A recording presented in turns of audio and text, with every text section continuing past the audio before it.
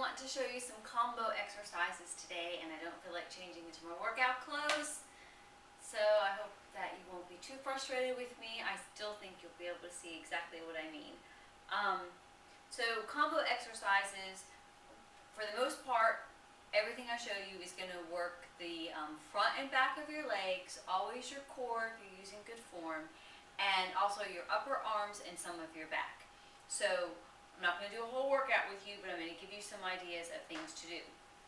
The first one involves light weights, 3 to 6 pounds if you're a lady, heavier if you're a strong woman or a man. So with this one, you're going to be raising your arms as you raise one of your legs. And it's the opposite arm and leg forward, while the other arm goes to the side, like this. Up and down. And you switch legs. I think if you wanted to keep doing it one leg, say 8 times, and then the other, you could, but your arms are going to get more work than your legs that way, or they'll get more tired anyways. So I would alternate. 1, and it's best to do them slow, and it doesn't matter how high your leg goes, as long as you're engaging your core. And slowing down. See, I'm losing my balance. And I guess it doesn't matter how high your arms go so much, but you don't want to go over your shoulder and you don't want to go too low. And you are working your triceps a little bit and your shoulders there. Another move to do, standing and with these light weights, is to start with your leg up, your arms out, and as you draw your elbows back, so you're working your back, as you draw your elbows in, you put your leg out. Out and in. And you can change legs on this as well. 1 and out. 2 and out. 3 and out. So I might do 8 on one leg, 8 on the other, and that's like doing 2 sets with your arms. Again, that's going to work some of your back and your quadriceps.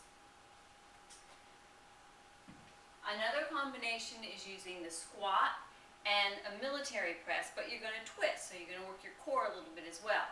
So good squat form, so my knees don't go over my toes, my butt's going back, holding my abs in, got my weights here. I'm going to squat, and when I lift up, I'm going to do a shoulder press. So, squat, and then one movement up, and you rotate sides. This is again working my legs, but it's also going into my glutes and my hamstrings. The very last one I'm going to show you is with this medicine ball. And I'm not ready to do it yet, but I wanted to let you know this is a medicine ball. The balls that I had in all my other videos, or the ball, was a stability ball. So in case you wonder what they're talking about with the medicine ball, here is one, and they come in different weights. Probably they come as little as 2 pounds, 4 pounds, 6, 8, 10, 20. I saw a 20-pounder at the gym yesterday. This is an 8-pounder, and I'm going to use it to do plank. I'll show you that in a moment. It's tough. And it's awkward as well. Before we get to that though, we're going to work our inner and outer thighs a little bit, and again our back and shoulders with a plie and then a shoulder press. So your feet should be more than shoulder width apart. Your toes are out at an angle, but don't force a turnout as if you were in ballet class. Just a comfortable turnout. And you keep your arms steady as you plie. And then when you come to the top of the plie, or plie means bend your knees. So bend, straighten, and press. And bend, straighten, and press. And bend, straighten. I guess you can pick it up if you want to. You don't have to break it down to so many movements. Whatever's more comfortable for you. And this will definitely work your inner and outer thighs, or as they say, your abductor and adductor. muscles. Okay, so now for the awkward one. And I just saw this one. Actually, I've seen other people do it, but I saw it in Runner's World magazine. It's supposed to really work your core and your abdominal muscles along with your glutes and your back.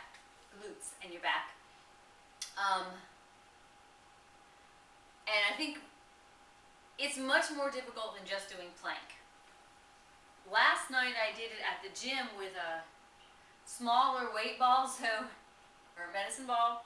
So it's getting both of your feet on here is a challenge. If you recall, a plank is this form here. And this is very good. You're holding in your abs, keeping your back straight, and you hold that for 30 seconds and come down. You might do that a couple times, 3 times. And then you work up to 60 seconds, and maybe you'll do a couple at 60 seconds and one at 90 seconds. So it's real good for working your abdominal area. This trick is to do that same thing with your both feet on the ball. And there's more advanced versions later, like just using one foot on the ball, etc. But we'll start with this one, which is plenty advanced for me. And I have noticed that there's no graceful way to do this. And you may have to struggle to get up there, but once you do, you will definitely feel some work going on here. Okay, I don't know if I'm making it look easy or hard, but it's hard. And because you really work your abs because the ball is unsteady and you're having to use your toes, and then you engage the entire core to keep the ball from rolling away. So those are, gosh, I think I showed you 5 things to do that are combination exercises that you can work into one of your routines. See, and I only did a couple of reps of everything, not even sets, and it kind of wore me out. So there you go.